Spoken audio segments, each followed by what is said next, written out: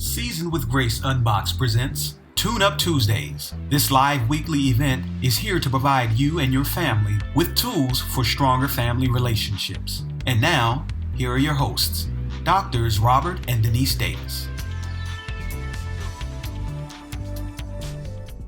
Hello, and welcome back to another week of Seasoned with Grace Unboxed Tune Up Tuesday. Seasoned with Grace presents Tune Up Tuesdays to give viewers tools and strategies to tune up to improve and enhance family relationships. We want to help you gain a better understanding of your family as well as equip you to improve family relationships. So let's get started. Thank you for joining us for Tune Up Tuesdays. For the past few weeks, we have discussed the beginning steps of how you can improve your family relationships. Today, we're going to do a recap show so we can help everyone gain a clearer picture of how all the steps fit together. Okay. Denise, please give us our roadmap of a healthy family relationship. Again, we're going to be reading from Murray Bowen, like we have been reading for the last few weeks. This comes from Family Therapy and Clinical Practice, page 436.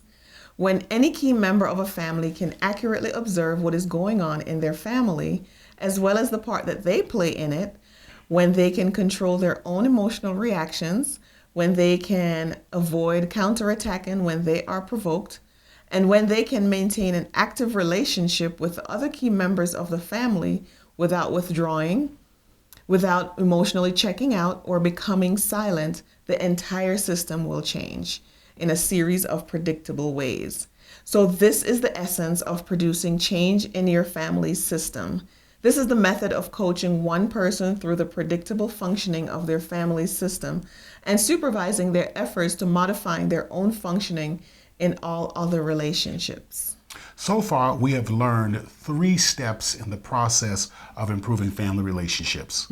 First, we've learned how to identify all the members of your family. And I guess that's pretty easy. But we specifically wanted to focus in on the members of the family that are key in how we function and how we, in our behaviors. The second thing we did was we attempted to accurately observe what is going on in our families. And then the third thing that we've done so far is we've attempted to observe what's going on in our family, but more importantly, the part that we play in our family's relationship.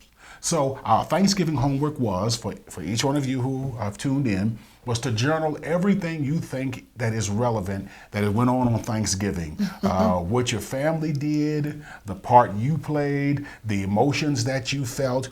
And I'm hoping that your Thanksgiving was a beautiful occasion, that there was no conflict, no stress, no fuss, fighting, or falling out. But a good learning experience. But a good learning experience. Right. Because not only do we want to learn how to observe what is going on in our family, not only do we want to learn how to observe the part that we play in it when there is conflict, but we also want to be able to do it when there's not conflict. I'll be honest with you. One of the best ways to kind of gain the skill set is to do it when there's not conflict going on in the family.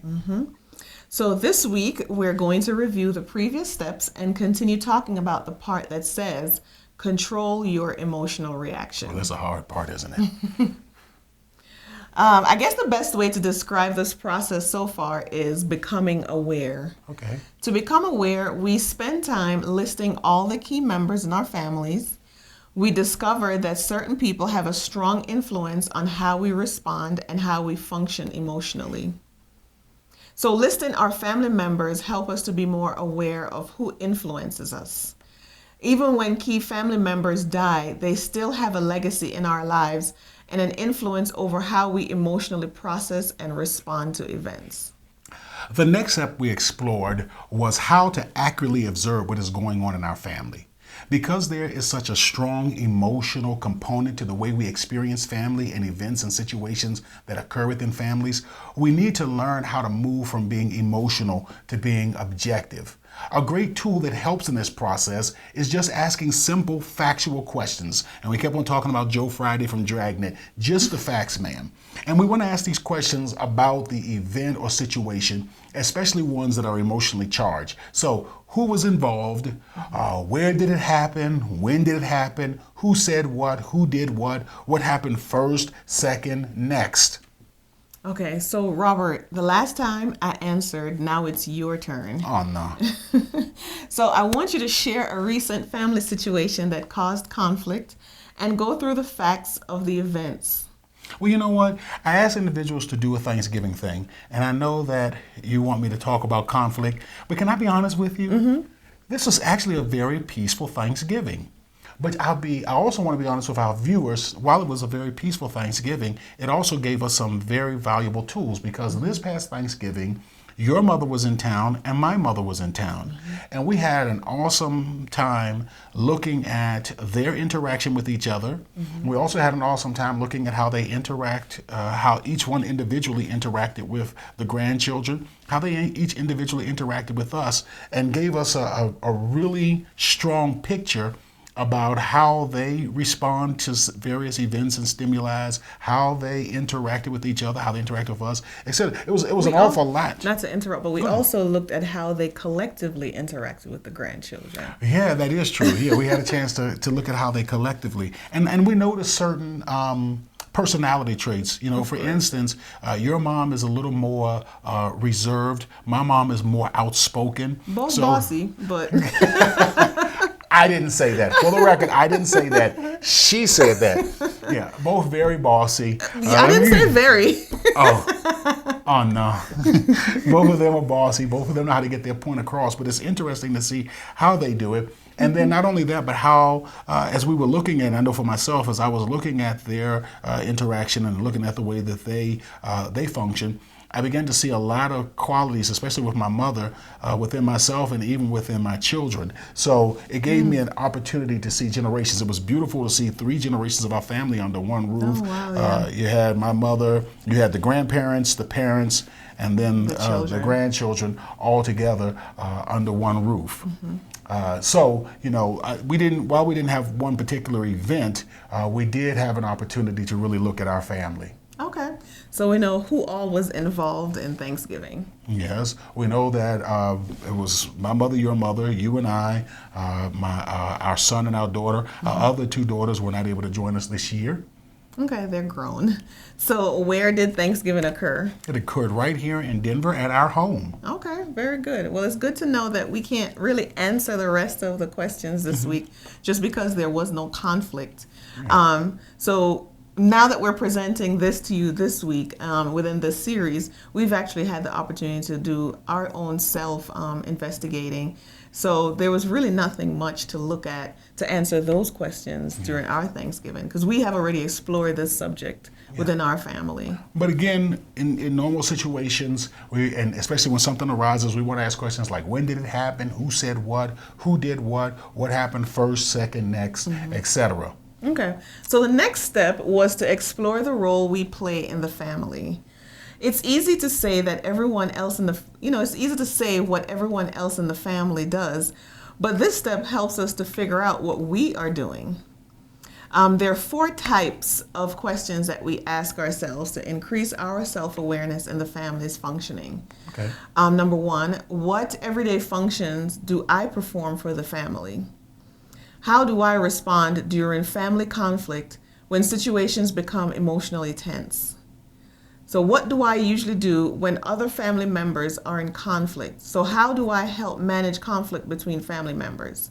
And lastly, what responses can my family predict I will have during conflict, during decision making, during family management, life responsibilities, etc., etc.? And so far, we have learned how to identify the key members of our family, accurately observe what is going on in our family, even when there's not conflict. We learned how to accurately observe the part that we play in how our family functions. And the outgrowth, the result of doing all of this hard work, is becoming better at controlling our emotional reactions.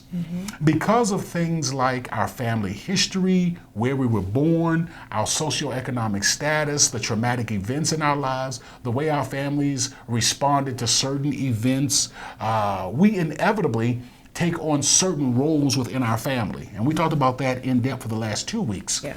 Once our role in the family has been programmed into our emotional computer, we learn to respond in certain predictable ways. So based on all of those other factors, there's certain ways that we are trained to respond to things, almost like Pavlov's dog. For an illustration or example. Let me give another example. If someone's role in the family is to serve as the peacemaker. So whenever there's conflict or strife, they're the ones who always try to find a way to bring about peace within the family. We can predict with certain accuracy how they will respond during family conflict. So this individual, born at this time in history to this particular family, groomed this particular way, etc., takes on the role of the peacemaker when there's conflict within the family. And so then we can begin to predict when conflict arises, these are the various actions or behaviors that they're going to exhibit. But that also tells you who family members will go to. That's true. That's true. So once I know the role that I've been programmed to play in the family, I can make a choice. And this is the key part of everything we've been discussing. I can make a choice to become more intentional, to be healthier in the way that I interact with my family. For instance, if someone's role in the family is peacemaker, they may tolerate certain negative behaviors to maintain peace. For instance, as you just alluded to a second ago, they may allow family members to come to them with gossip about other family members. And so, that's a very unhealthy thing where family members can break off into cliques, and you can have one family member gossiping and one family member receiving it and keeping secrets from another family member, and you can just see how that spirals out of control. But if a person is a peacemaker, it becomes clear how they might very well want to carry out that particular function. I see. So it seems like much of our roles and responses may be guided by emotions. Yes, that's true. They allow family members to drag them into the middle of mess because that's emotionally easier than removing themselves from the mix and making family members address their concerns with each other. Yes, Dr. Denise, that is 100% true. No matter how they respond, they are going to have to wrestle with certain emotions. So no matter what their response is, and they're going to have to wrestle with emotions, such as fear, anger, resentment, abandonment, loneliness, anxiety, frustration. But here's the rub. The longer you've learned to live with certain responses and certain emotions, the easier it becomes to act upon them, and the harder it becomes to change. That is true. So then, in the family system, our emotions are often an outworking of the roles that we play in the family. And the roles we play in our families is influenced and impacted by the functioning of previous generations. Wow, that's powerful. But there is a powerful solution. Once I become aware of how I function in my family system, once I come to terms with the emotions that arise during certain situations, I can begin to change the way I function and choose to respond more constructively. So, we've come to the end of the road here again. Homework. And let's go through our homework. Okay. In your journal, and again, men, you don't want to get the flowery journal. Come on, man up, dude. But if you're a lady, you can get the nice, pretty pink one with all the glitter and all the pretty stuff on it. But in your journal, whether it's manly or whether it's more delicate, I want you to answer the following questions. What family situations cause the most emotional reactions in your life? What family situations cause the most emotional reactions in your life? Who are the family members that are usually involved in these situations? Who are the family members that, the situation that causes the most emotions in your life? Who are the family members? And I want you to say, it doesn't have to always be negative. It can be the person who makes you laugh. It can be the person who actually de-stresses you. And then I want you to think about who these family members are. And then lastly, what are the emotions I typically experience? And you may need to list several of them because different family members based on different situations will evoke different emotions and different responses. So list as many. Let me repeat that again. Our homework assignment is simple. In your journal, I want you to answer the questions. What family situations cause the most emotional reactions in my life? Who are the family members that are usually involved in these situations? And what are the emotions I typically experience? And again, I want you to list as many as necessary. Good. That's going to be nice. So that's all the time we have for now. We will be back here next week, 9 p.m. Eastern Standard Time, for Tune Up Tuesdays. because even the smoothest running family needs a Tune-Up Tuesday. See you next week. See you next week. Thank you for watching Tune Up Tuesday.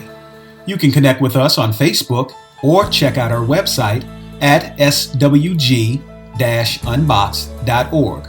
That's swg-unboxed.org. Again, thank you for watching, and tune in next Tuesday at 9 p.m. Eastern Standard Time for another insightful episode of Tune Up Tuesday. Seasoned with Grace Unboxed also provides healthy relationship training and leadership development for businesses, churches, and community organizations. For a free consultation to discuss your team's needs, please contact us at our website at swg-unboxed.org. That's swg-unboxed.org.